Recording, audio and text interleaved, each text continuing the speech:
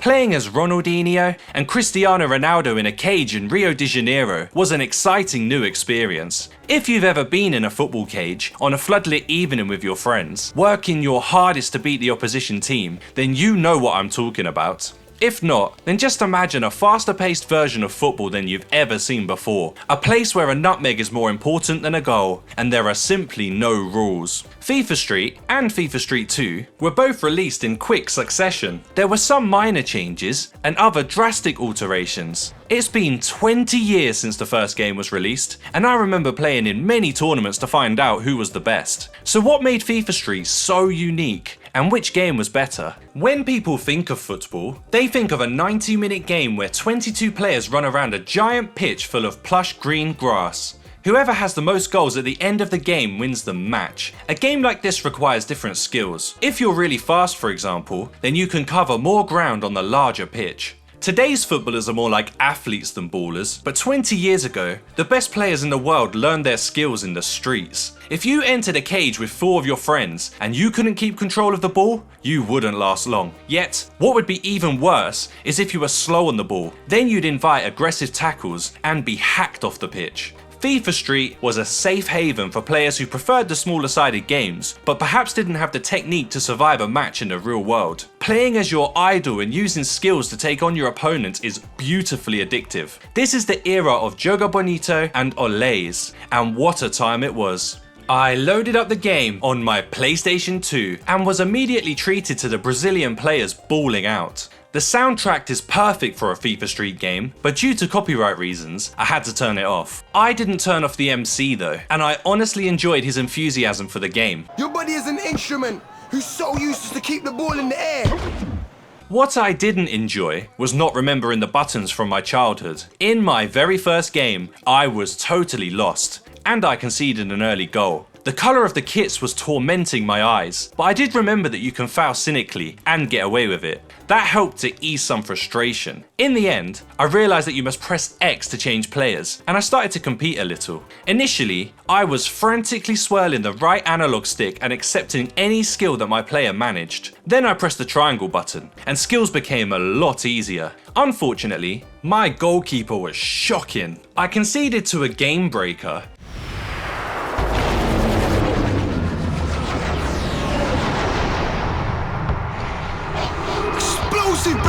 He's shaking the house! And I was only 1 goal away from losing. I did manage to score a goal with Wayne Rooney, but then Fernando Torres scored a crazy overhead kick and the game was lost. The MC confirmed I'd been battered today. Them man, they got bad out there today. Before announcing that we all needed to scarper. Good game. Now let's split sharpish. A game breaker is a powerful shot which has a much higher chance of finding the net. You earn a game breaker by performing skills until your skill bar reaches the required threshold. It changes the incentive of the game slightly. Yes, the winner is still the team that scores the most goals first, but you must perform skills to earn game breakers, which allow you to score goals more easily. Without one, scoring can be really difficult. The mentality shifted too.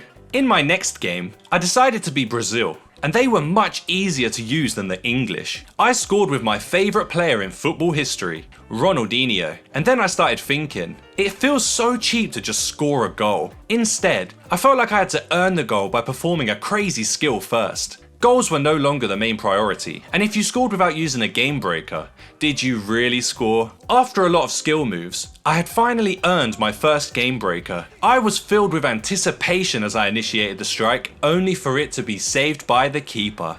Damn.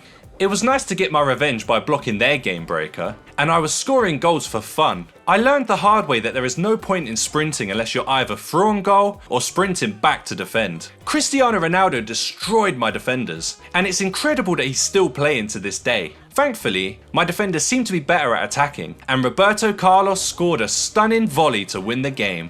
Can I rule the street? Quick answer? No. I created my player and was happy with the results. I enjoyed the process, but that was where the fun ended. My player was absolutely useless. I started to realise that game breakers are less effective than I remembered, so I resorted to trying to score normal goals. This was impossible as the goalkeepers were as agile as cats. There were some good moments with my player, but mostly it was a horror show.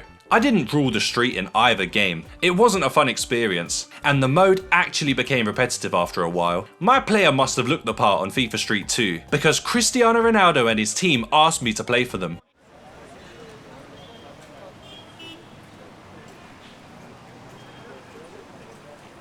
The game was a struggle. It didn't feel like I was ever going to score a goal, while my keeper seemed to have a heart attack any time the opposition went anywhere near him. I got nutmegged humiliatingly before they scored, and I couldn't help but feel like I had let Cristiano down. We did finally score, but it was too late. After upgrading my player slightly, I decided that I didn't like the Rule the Street mode, and I quit the game. Letting my frustration get the better of me, I decided to return to the team that gave me a lot of joy, Brazil. Once you get the hang of the skills, you open up a lot more possibilities. Agonizingly, my goalkeeper injured Roberto Carlos and then dropped the ball into his own net. I'd had enough and decided to grit my teeth and lean forward. I won the game with a game breaker and felt indifferent about my FIFA Street experience. Blazing! The ball's burning!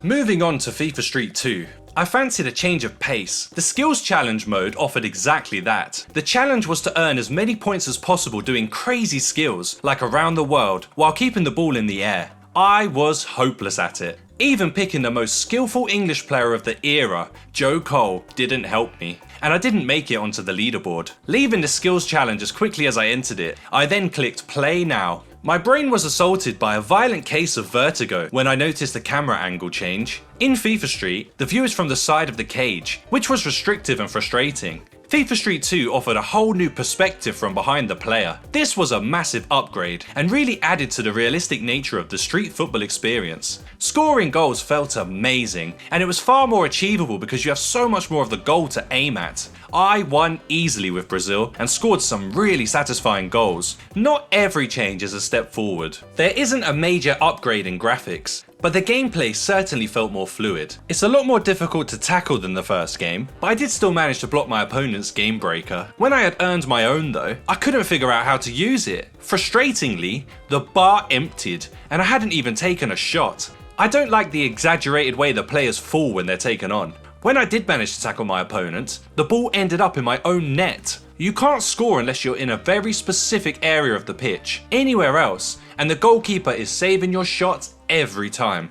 The icing on the cake was that every player on the pitch was wearing different colours, which made it impossible to work out who was on whose team. Come on guys, have you never heard of bibs? So which game is better?